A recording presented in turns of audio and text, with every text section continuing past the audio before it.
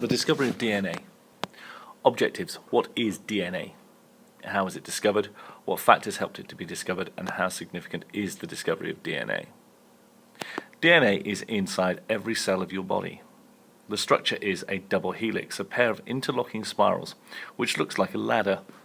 DNA is a long list of instructions that operate every cell of your body. These instructions are grouped together into sets of instructions called genes. Each gene has a function, e.g. deciding your hair color.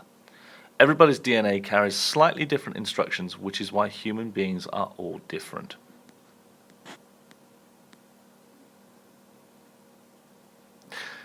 If you were to write down the codes for all the chemicals in your DNA, it would fill about 200 phone books, about 3 million letters. Around 99.1% of our genes, or instructions, are in common with the chimpanzee, which is our closest relative on Earth. And finally, about 50% of human DNA is the same as the DNA found in bananas. The structure of DNA was discovered by a team of scientists led by Francis Crick, a physicist, and James Watson, who was a chemist. In their teams was Maurice Wilkins, an expert in X-ray photography.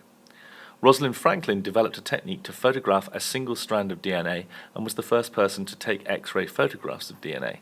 Based on her photographs, Watson and Crick suggested the double helix or spiral staircase structure of the DNA molecule in 1953. The team had the latest and best equipment such as X-rays, X-ray photography and the electron microscope, which can magnify images up to 2 million times. They also built on new knowledge in other types of science, such as genetics and biochemistry. Their research was very expensive because of the cost of complex equipment and the number of highly skilled people involved. Most of the money came from the government, but industry also made a contribution. What has been the significance of their discovery? In the 100 years since germ theory, life expectancy increased from about 45 to 70 years, the largest increase ever. However, germ theory only helped doctors and scientists to deal with illnesses caused by bacteria. The discovery of DNA meant that doctors and scientists worked out that some illnesses are inherited. They have genetic causes, such as Down syndrome and cystic fibrosis. Work on DNA means that people with these genetic illnesses hope that scientists can find a way of helping sufferers. E.g., the baby in the bubble syndrome. These babies are born with no immune system, so have no resistance to infection. This is due to a fault in the genes. They are kept in a completely sterile environment, so they are always away from infection.